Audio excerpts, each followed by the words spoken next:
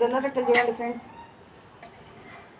మేము పొయ్యి మీద చేస్తున్నామండి, కట్టెల పొయ్యి పైన. చూడండి, జొన్న రొట్టెలు చాలా మంచిదండి, అన్ని ఆరోగ్య పోషకాలు కలిగినటువంటిది ఈ జొన్న రొట్టె. చూడండి,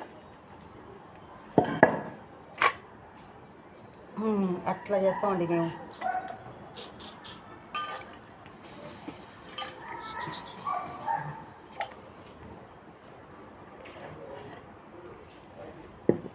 పిండి చూడండి అండి, ఇంకా ఎంత ఉందో పిండి చాలా ఉంది ఫ్రెండ్స్.